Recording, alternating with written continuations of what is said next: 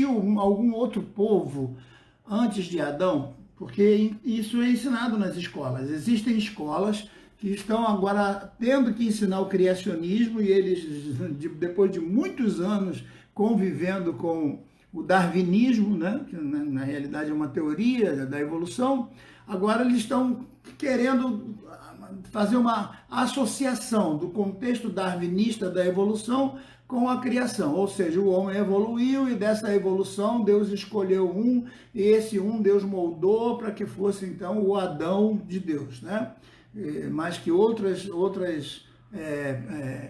origens para o homem e tal, só que isso não bate porque já citei aqui dois conceitos científicos de suma importância, que é o fator ontogenético. O fator ontogenético, ele determina que todo ser humano nasceu de um outro ser humano. Toda espécie nasce de uma espécie de igual valor e condições. Não tem como provar nenhuma espécie em estado de mutação. Tem que ser o fator ontogenético. E o segundo é o filogenético, que prova que todos os seres humanos descenderam de um único casal. Isso não sou eu que digo, é o fator ontogenético, você pode ver isso lá no Google, embora muitos escritores aí, calvinistas não, darwinistas, né? Eles insistem em tentar impor lá a sua evolução sobre os conceitos científicos, mas, coitados, a gente percebe que eles estão nadando no seco, porque não conseguem chegar a uma conclusão adequada, porque não existe prova para aquilo que eles afirmam, não tem como, né? Então, eles incutem e fazem as pessoas crerem que de uma ameba surgiu um ser humano com inteligência, com capacidade de reflexão, de entendimento, de raciocinar, de planejar, de investir e tantas outras coisas que nenhum tipo de animal teria. Então, se existiu alguma outra raça humana, podemos dizer assim, né, que não fosse da descendência de Adão, a própria ciência responde com o fator filogenético que não.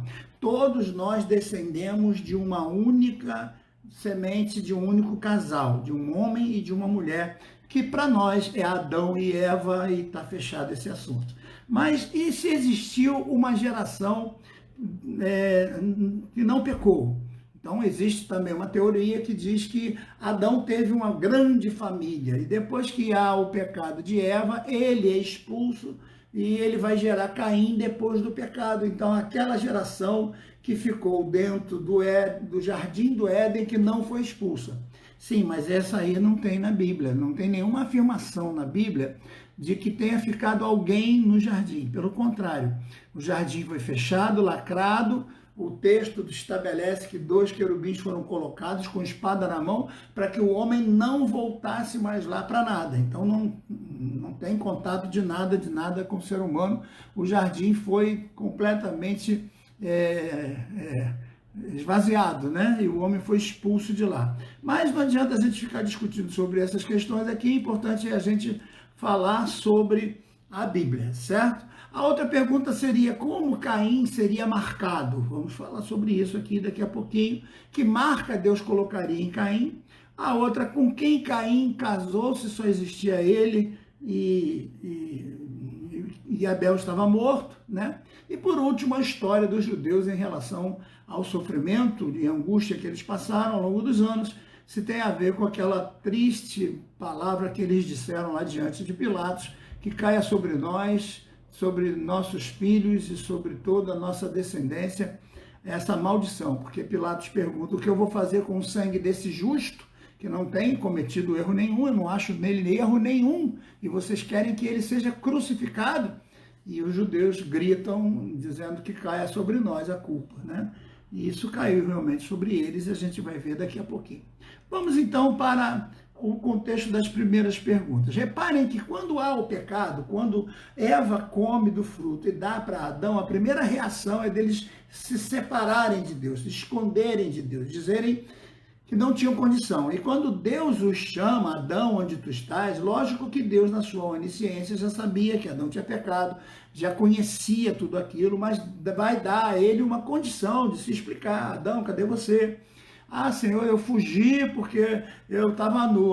Como é que você sabe que está nu? Como é que você descobriu que está nu? Né? Então, quer dizer, Adão tenta dar uma enrolada em Deus, já demonstrando que esse é o caráter do pecado. O caráter do pecado é não aceitar a culpa. O caráter do pecado é você tentar jogar a culpa em alguém. Aí ele diz, foi a Eva, a mulher que tu me deste. Então ele joga a culpa na Eva, né? Como quem diz, eu não tenho culpa, a mulher que tu me deu está com defeito, tem que trocar, me dá outra aí, porque essa daí não está legal. E aí Deus pergunta para Eva, por que você fez? E ela diz, foi a serpente. Né? Então, a culpa não é minha, a culpa é da serpente.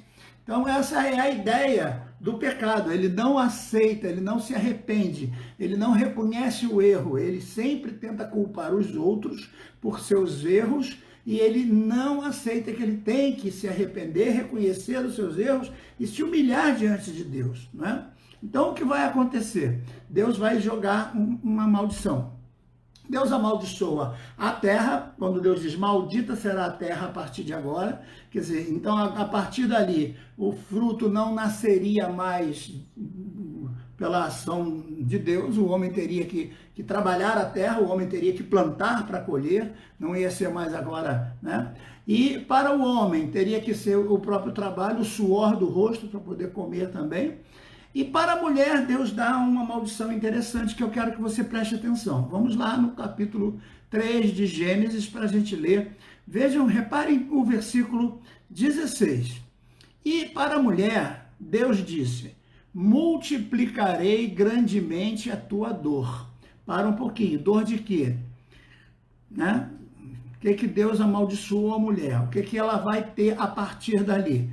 Multiplicarei grandemente a tua dor, certo? Então, veja, ela já tinha uma dor e que vai ser multiplicada. Deus não disse, a partir de agora você vai passar a ter dor. Você não tinha dor, agora você vai ter dor. Né? Não, Deus disse, multiplicarei a tua dor, ou seja, você já tinha essa dor, era um incômodo, era alguma coisa suportável, mas agora vai passar a ser a dor mais terrível, a dor mais extraordinária que uma mulher, que um ser humano possa suportar.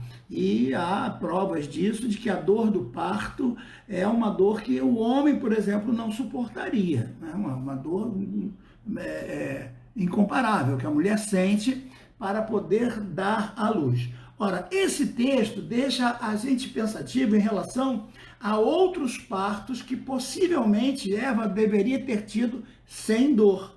Mas se não era o parto de Caim, de quem deveria ter sido esses partos, certo? Se ela teve um parto a partir dali com dor, então como foi os partos com só um incômodo? Porque havia uma dor. Veja o texto, multiplicarei grandemente. Então dá a entender, ninguém consegue multiplicar zero por qualquer outro número que você multiplique, vai ser resultado zero. 0 vezes 1 milhão vai ser zero. 0 vezes 10 bilhões vai ser zero. Então, se ela não tivesse dor nenhuma, incômodo nenhum, Deus não diria multiplicarei o que você tem, porque você não tem nada, não tem como multiplicar nada.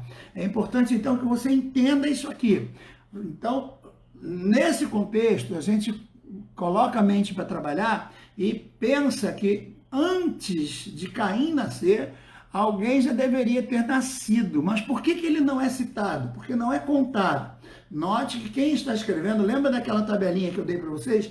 Quem está dizendo o que para quem está escrevendo, quem é o autor, quem é que escreveu, não é? Lembra? Você recebe uma carta, quem foi que mandou a carta? Essa carta é de quem? Você vai logo ver o remetente, de quem foi. Antes mesmo de você abrir a carta, você quer saber quem? Você atende o telefone além. Alô, quem está falando? Da onde é? Você quer saber quem está falando. Você não começa a conversar com a pessoa sem saber.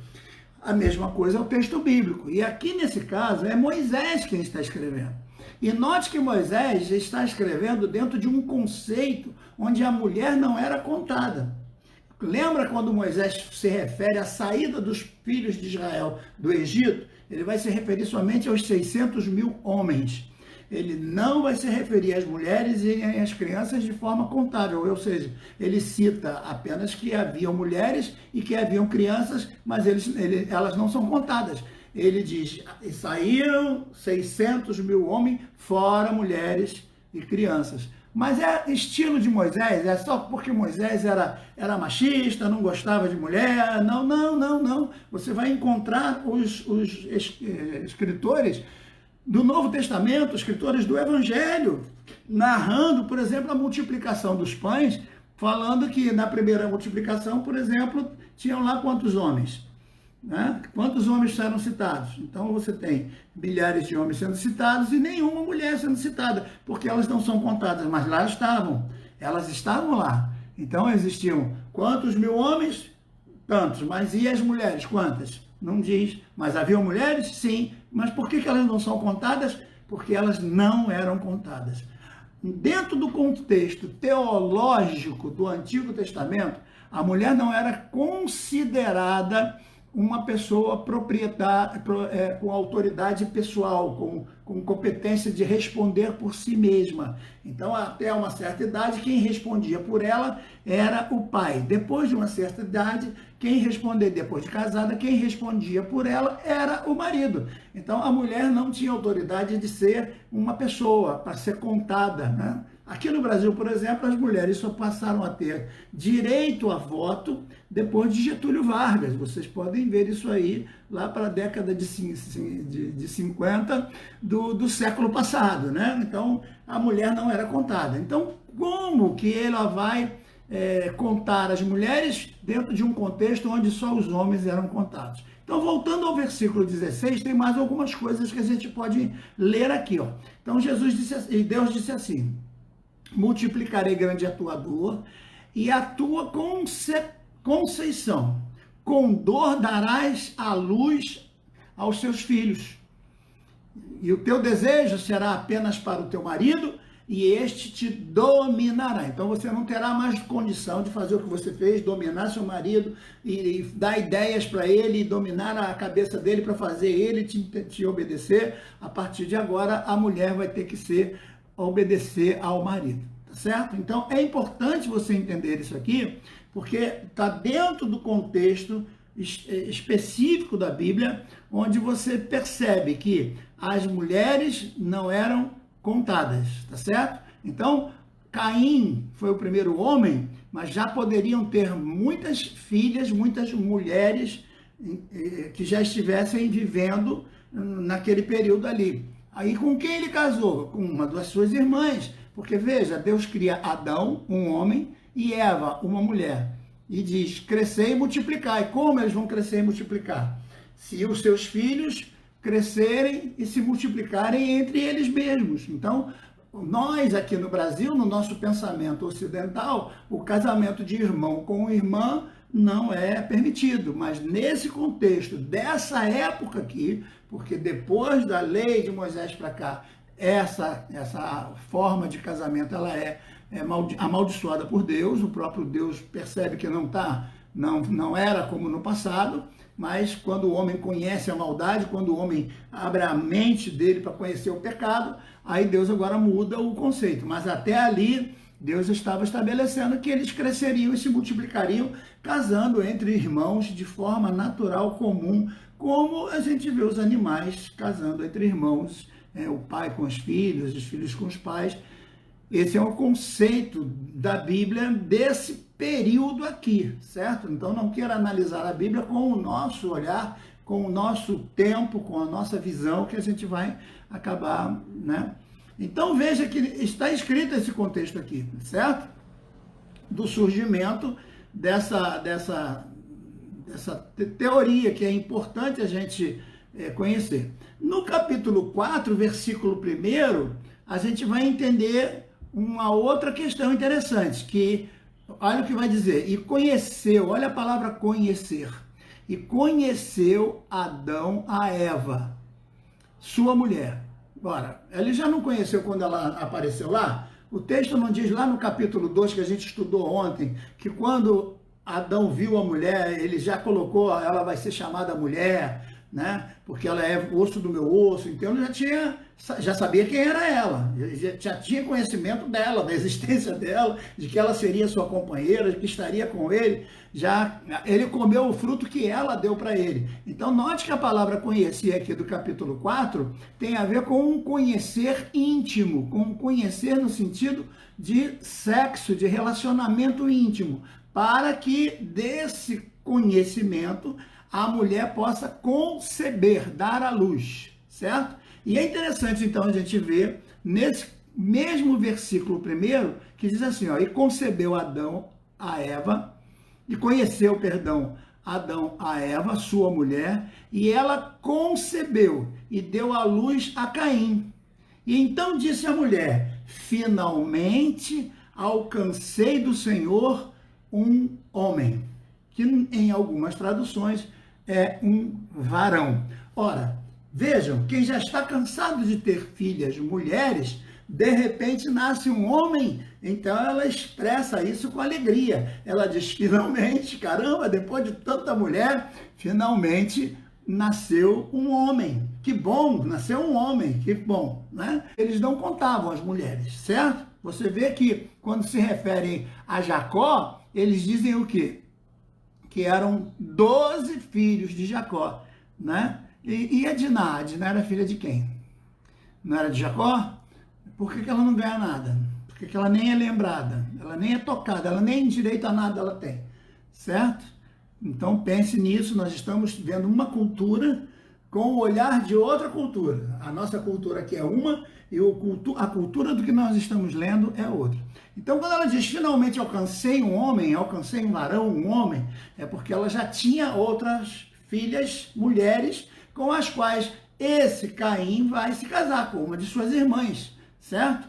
Então, quando o texto, na sequência, diz que saiu Caim da presença de Deus e lá conheceu sua mulher, não quer dizer que essa mulher estava lá vivendo numa outra terra e de descendência de uma outra civilização. Não, não, não. Ele já poderia levar a sua esposa com ele e lá ter tido a sua intimidade e lá ter nascido o seu primeiro filho, conforme o texto que nós vamos ler daqui a pouquinho, certo? Então, se as mulheres não eram contadas, nós vamos entender muito bem esse contexto aí, tá certo? Mulheres não eram contadas. Agora, quanto tempo depois que ela consegue conceber a Caim?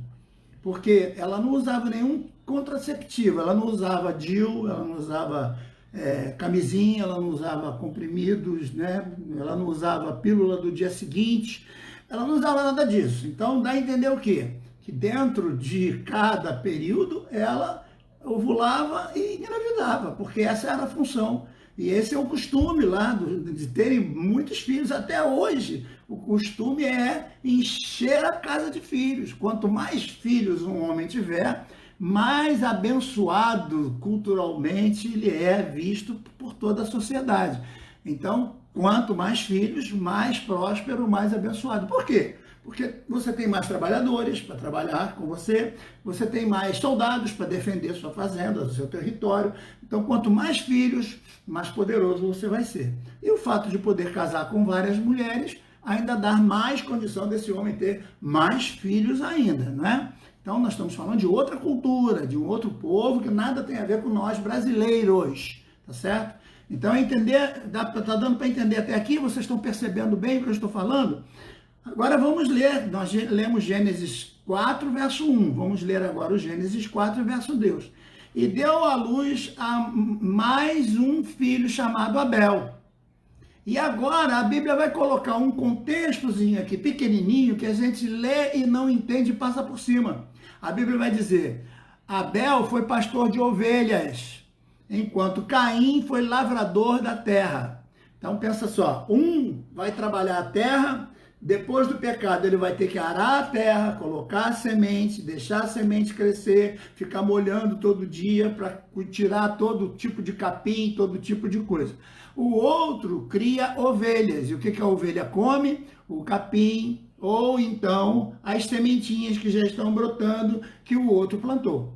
Então veja, os dois morando próximo já começou a dar atrito. A própria profissão dos dois, as atividades profissionais de sobrevivência dos dois não combinavam para eles viverem pacificamente. Porque enquanto Caim plantava e esperava crescer, quando já estava crescendo o brotinho, a ovelha ia lá e comia tudo. Então eles acabaram tendo problemas sérios de convivência. Eles precisavam de um gestor, de um governador, de alguém que fosse capaz de aconselhar, de dividir o território, de dar a eles as determinadas regras e leis, mas infelizmente Adão não fez nada disso. Tudo indica que infelizmente Adão foi um péssimo pai, como muitos dos personagens bíblicos não souberam cuidar muito bem da sua família. E o que vai acontecer? Que Deus tem que trabalhar como sendo pai.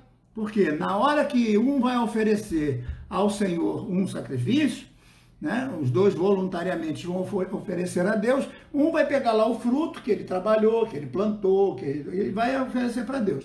E o outro, como está oferecendo a vida, Deus vai receber o do outro. Não quer dizer que não recebeu o primeiro, mas se agradou mais do segundo, que no caso foi o de Abel. Então veja, nesse contexto, o que vai fazer Caim? Vai ficar muito irritado. Em vez dele ficar preocupado para poder aprender com o irmão o que deveria ser feito, não, ele fica com raiva e vai acabar matando o irmão dele. Mas vamos lá, então Adão e sua família, logo depois do pecado, eles acabam sendo expulsos. Veja, Gênesis capítulo 3, então é antes do 4, antes da luz ser dada, antes de Caim nascer, eles são expulsos do paraíso no capítulo 3, no verso 24. Capítulo 3, versículo 24, e havendo lançado fora o homem, pôs querubins ao oriente do jardim do Éden, e uma espada inflamada que andava em redor para guardar o caminho da árvore da vida, para que o homem nunca mais voltasse lá. Então isso no capítulo 3, verso 24. E é no capítulo 4, verso 1, que vai nascer Caim, e no capítulo 4, verso 2, que vai nascer Abel. Portanto, já estão nascendo no pecado, já estão nascendo fora do Éden, já estão nascendo num outro contexto. O Éden já está lacrado pelos querubins, então não tem mais como os filhos de Deus serem moradores do Éden, como essa teologia que está sendo pregada em muitas igrejas aí, que infelizmente não vou dizer o nome aqui, certo? Não tem nada a ver. E aquela ideia da Nietzsche também, da Lilith, né? Na Lilith é mais absurda ainda. Certo? Você perceba aqui que quem peca é Eva, e é Eva que recebe a punição, é ela que vai passar a ter a sua dor multiplicada, e é ela que vai ser responsabilizada pelo que ela fez, certo? Então são expulsos do paraíso e ninguém fica lá no paraíso, tá certo? Quando o fruto de Caim é aceito por Deus, mas Deus prefere a morte da ovelha que o Abel ofereceu, então o Caim fica com raiva, ele fica com seu semblante enrijecido. E aí Deus, no capítulo 4, versículos de 6 a 7, olha o que Deus vai fazer, olha, preste atenção. Por isso que eu pergunto a esses pastores que pregam a predestinação incondicional, que se eles poderiam ler um pouquinho a Bíblia, eles poderiam ler um pouquinho os conceitos de toda a Bíblia, não é só os conceitos do apóstolo Paulo no capítulo 8 de Romanos, tem muito mais Bíblia para ler, tá certo? Então veja, no capítulo 4, agora no versículos 6 a 7, ele diz assim, ó, e o Senhor disse a Caim, por que tirastes? E por que decaiu o teu semblante? Se bem fizeres, não é certo que serás aceito? E se não fizeres bem, o pecado jaz à porta, e sobre ti será o seu desejo, mas sobre ele deves tu dominar. Então, olha o que o texto está dizendo. O texto está dizendo que o pecado jaz à porta, o pecado está batendo ali à porta. Cabe a você deixar o pecado entrar ou não. Porque é você quem vai controlar os teus desejos. E qual era o desejo de Caim? Matar o irmão. Então Deus diz, cuidado, o pecado está batendo a porta. Cabe a você rejeitar esse desejo. mas você é que tem autoridade. Veja que Deus não dá uma ordem de você não matará, não vai matar porque eu proíbo você de jeito. Não, Deus avisa ele, olha, cuidado. O que você está fazendo está nutrindo no teu coração raiva e isso vai gerar um pecado muito maior. Porque o que é o pecado? É a prática daquilo que você já imaginou. E nessa época aqui, o pecado é a prática. Depois de Jesus, o pecado passa a ser a vontade. Em Jesus a coisa piora. Para nós crentes, o pensar já está em pecado. Já na época não, era a prática, era o fazer. Então a religião do Antigo Testamento está no fazer. A do Novo Testamento está no ser, para não fazer. Ou deixar de fazer, tá certo? Vejam que Deus está dando a ele. Não está dando a ele uma opção. Não está dando a ele a capacidade de dizer sim ou não para os seus próprios desejos. Note que Deus não está predestinando nada aqui. Pelo contrário, Deus está dizendo, olha, cabe a você dominar os teus desejos. É o teu livre-arbítrio. Você vai arbitrar, você vai julgar estes teus desejos e você vai decidir se você aceita fazer isso ou não. É você quem decide. Não adianta botar a culpa no diabo, como tentou fazer a Eva, ou botar a culpa na Eva, como fez o Adão. Né? E também botou a culpa na serpente. Eu acho que na hora que Deus falou serpente, ela olhou para o lado, o leão deve ter saído correndo, a girafa sumiu de vista, porque eles iam querer botar a culpa em alguém. Né? Nesse contexto aqui, você percebe nitidamente que não. Então, agora é importante você ver que nós já estamos respondendo aqui que a palavra conhecer tem a ver com a intimidade, não em todos os textos, não, depende do contexto, depende de como essa palavra é colocada dentro da frase. Ela pode significar conhecer no sentido de ser apresentada a alguém para que você o conheça pessoalmente, ou conhecer no sentido de intimidade. Eu volto a falar sobre isso já já.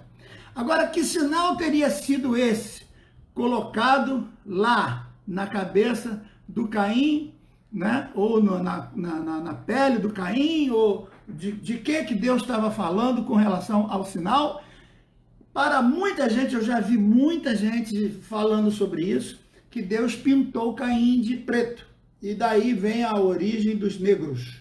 Meus irmãos, eu nunca vi uma coisa mais racista, mais absurda na minha vida. Eu fico apavorado. Porque se Deus tivesse feito o homem da areia do mar, então o primeiro homem seria branquinho, brilhando, né? Lourinho, com os olhos azuis, que é o conceito né? dos europeus. Conceito europeu de sempre aparecer os discípulos morenos e Jesus sempre louro, de olhos azuis, cabelos bem clarinhos, porque é o conceito do branqueamento, da pureza contra os negros, é o conceito racista dos europeus, né? E também antissemita. Mas nesse contexto aqui, Deus fez o homem do barro. E barro não tem a cor da areia. O barro ele tem a cor do avermelhado para o moreno, porque o barro daqui é a argila, a mesma forma de barro usado para fazer os vasos, as jarras, né? As coisas que eram utilizadas no dia a dia. Então, que cor tem esse barro? Daí a expressão Adão, que tem a ver com avermelhado. Então, era um moreno avermelhado. Se Deus tivesse que pintar de outra cor, seria pintar de branco, e não pintar de preto. Pintar de branco talvez surtisse mais efeito dentre todos os outros que eram morenos. E a ciência prova que da cor de pele morena podem surgir vários outros descendentes com outros tipos de cor de pele, né? Porque a herança está na cadeia genética. Então, se, por exemplo, a Carmelita tem os olhos verdes, a minha filha, nenhuma das duas tiveram os olhos verdes, o Bernardo nasceu com os olhos verdes, né? Então, pode ser que o filho do Bernardo nasça com os olhos verdes ou azuis, sei lá, ou então não, ó, nasça com os olhos castanhos escuros, como do avô. Isso aqui está na cadeia genética de cada um. Então, querer dizer que pintou de preto É estranho, né? Mas você tem que levar em consideração que na Arca de Noé, quando Noé se refere ao neto dele, que é o filho de Caim, é o filho de Caim não, é o filho de Cão, o nome dele vai ser Cushi, Cushi ou Cusi, que é um tratamento carinhoso para negro, para pele escura. É como se ele fosse chamado de negrinho, de pretinho, de garoto escurinho, né? É um tratamento carinhoso. Então já existia a cor da pele diferenciada. Isso vem da origem do próprio Adão, que tem em si a capacidade de produzir vários tipos de pele.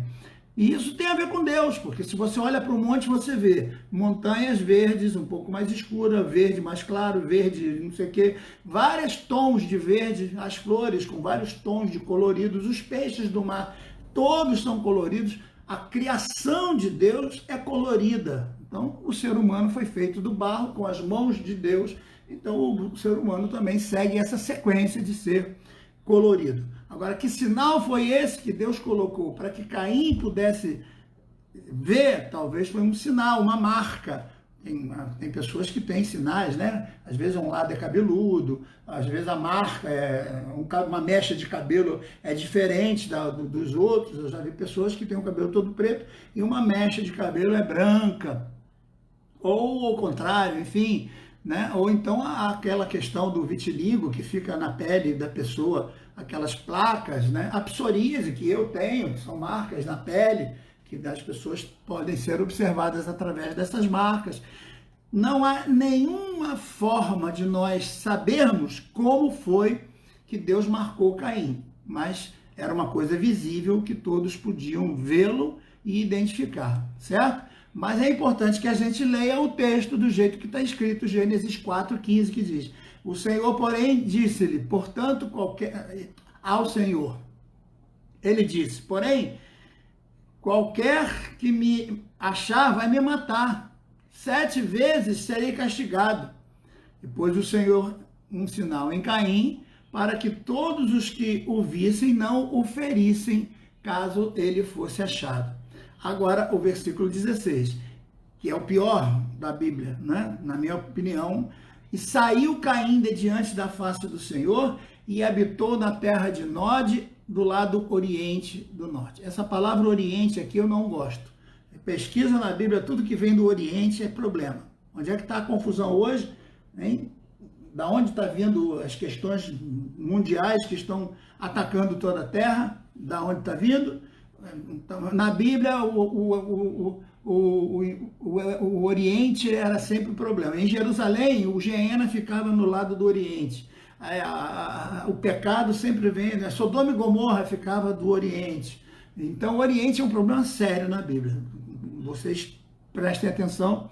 Toda vez que você achar Oriente na Bíblia, você pesquisa direitinho que você vai ver que não tem nada de bom lá. O versículo 17, agora que vem o texto. E conheceu Caim, sua mulher. Aí a pessoa desavisadamente acha que esse conhecer aqui é no sentido de: olá, como é que vai? Tudo bem? Da onde você está vindo? Eu estou vindo lá da terra de Adão. Ah, é? Da onde você é? Eu sou da terra aqui de uma civilização que eu nem sei de onde é. Ah, muito prazer. Quer casar comigo? Quero.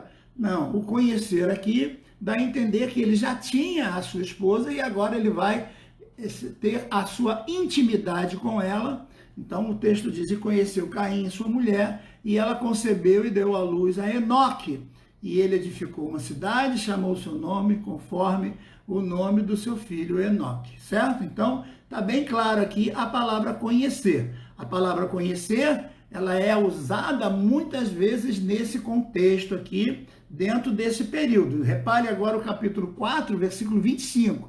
Tornou Adão a conhecer sua mulher. Conhecer, novamente a palavra, ó. Tornou Adão a conhecer. Quer dizer, será que ele sofria de amnésia? Ele esqueceu de novo quem era a mulher dele? Ele esqueceu de novo? Não, não esqueceu. Tornou a conhecer e ela deu à luz a um outro filho, chamou o seu nome de Sete, porque disse ela: Deus me deu outro filho em lugar de Abel, porquanto Caim o matou, certo?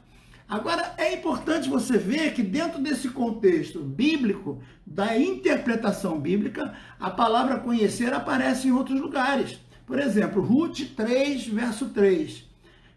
O conselho que é dado a Ruth, ó, lava-te, pois, unge-te e veste os teus vestidos e desce a eira. Porém, não te deis a conhecer ao homem, até que tenha acabado de comer e beber. Nesse caso aqui, olha a palavra conhecer como ela está sendo usada de outra forma. Não deixe que ele te veja, não deixe que ele saiba quem é você, certo? Mas agora o mesmo texto de Ruth, no mesmo capítulo 3, vem a palavra conhecer num outro sentido. Repare agora, ó, versículo 14. E ficou-se, e deitou aos pés do homem, deitada aos seus pés até pela manhã. E levantou-se, mas não permitiu que ele a conhecesse.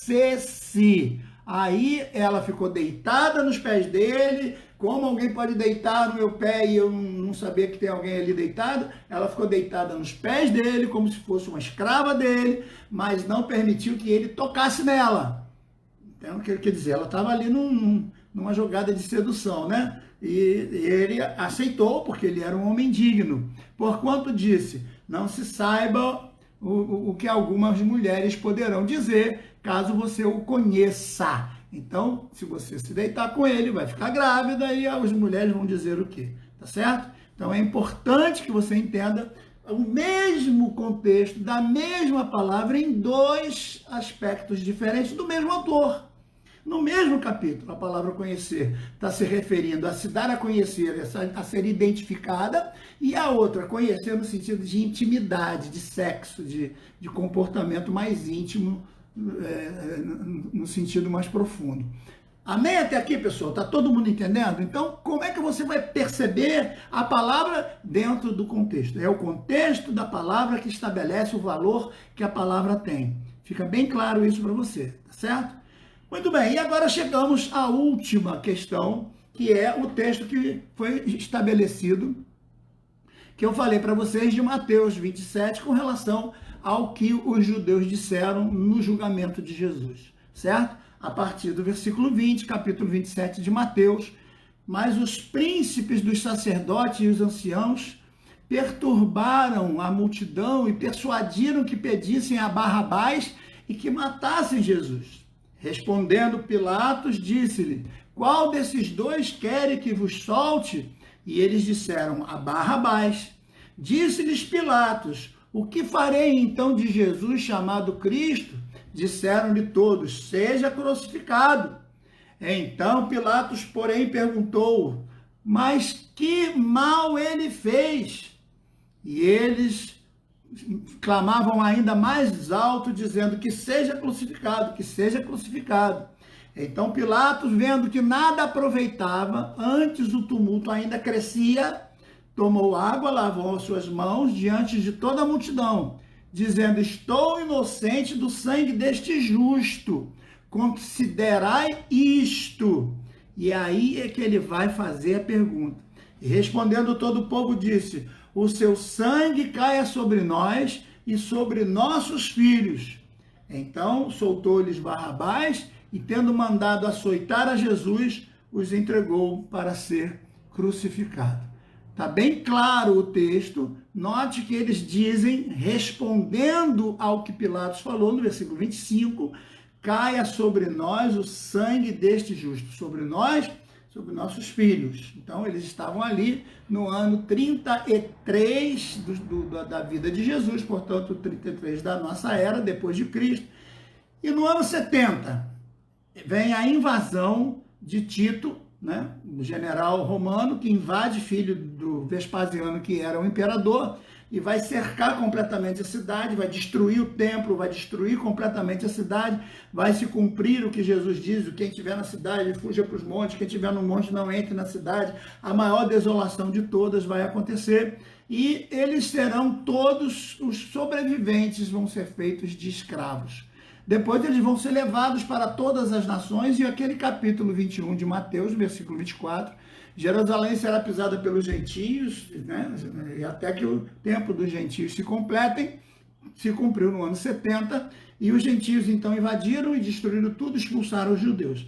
Dali para cá começa essa saga, e eu peguei alguns dados aqui para vocês acompanharem. Vejam, em 115 depois de Jesus, todos foram expulsos da ilha de Chipre. Chipre era a ilha mais próxima, muitos fugiram para lá. Em 640 depois de Jesus, foram obrigados a se converter pelo Império Bizantino. Daí então vai se conhecer os chamados cristãos novos. Em 1096, eles são exterminados nas comunidades judaicas na Alemanha. Em 1099, comunidades são trucidadas em Jerusalém. 1146 até 1191, a Inquisição vai matar dezenas de milhares de judeus, né, nas fogueiras. Em 1290, todos são expulsos da Inglaterra. 1306, todos são expulsos da França. De 1349 até 1360, todos são expulsos da Hungria. Em 1420, as comunidades são aniquiladas em Tolosa, na França. 1421, são todos expulsos da Áustria. Em 1492, 180 mil são expulsos da Espanha. 1495, são todos expulsos da Lituânia. Em 1497, são todos expulsos da Cilícia e da Sardenha. Em 1502, são todos escravizados pelos Rhodes. 1516, dezenas de milhares são massacrados em Lisboa, né? E muitos deles são expulsos para o Brasil, de onde surge a minha família Videira, que são da linhagem de Portugal, judaica de Portugal, os plantadores de vinhas, né? De vides, daí vem o nome Videira. Então, 1516 são todos expulsos de Lisboa. 1541 são todos expulsos do reino de Nápoles. 1642 a 1656, 200 mil são mortos cruelmente na Polônia. 1727 a 1747, milhares são expulsos da Rússia. De 1838, são forçados ao islamismo na Pérsia. 1882 a 1890 são expulsos das casas para guetos na Rússia. 1939 até 1945, 6 milhões são mortos pelos nazistas e seus aliados. 1948, eles voltam a ser nação. Quem imaginava que Israel voltaria a ser nação? Quem poderia admitir que esse povo que sofreu tanto agora voltaria a ser nação? Por isso que nós lemos Ezequiel naquela live anterior, poderia ler agora, quando Deus diz: não é por causa de ti, ó Israel, que eu faço estas coisas, mas é por amor do meu nome, que eu os farei sair de todas as nações e vos congregarei na sua terra, e vos farei de novo um só povo. E meu servo Davi vai reinar sobre vocês. Davi, ora, se Ezequiel está falando de Davi, Ezequiel vai viver 400 anos depois de Davi. E Jesus, que é filho de Davi, é 600 anos depois de Ezequiel. E hoje nós estamos 2000 anos depois de Jesus e já estamos vendo o mundo sendo preparado para Jesus reinar em Israel. Mas antes de Jesus, eles vão achar um outro que nós conhecemos como anticristo, mas Israel vai achar que é o verdadeiro Messias. Então percebam como toda a história é um mapa extraordinário que fecha o contexto da linha para que todas as profecias se cumpram. E nós estamos vivendo esses dias de cumprimento. Então, quando Israel nega o seu Cristo, quando Israel não aceita o seu Cristo, João Evangelista diz: ele veio para os seus, mas os seus não o quiseram receber. Mas a todos aqueles que o receberem, note que quem recebe alguma coisa que lhe é dada de graça, mas ele tem que receber, certo? Eu preciso receber. Se eu recebo uma carta, eu tenho que lançar mão disso. Se você está me dando alguma coisa Você pode me dar e eu posso não receber. Receber é um ato, receber é uma ação, receber é o uso do livre arbítrio, da capacidade livre de decidir. Recebo ou não recebo? Todos os que quiserem receber, de graça lhes será dada a salvação para uma nova vida em Cristo na eternidade. E essa salvação está sendo proposta hoje. Então, até aqui, nós tivemos muito tempo para falar sobre todos os pontos que foram interrogados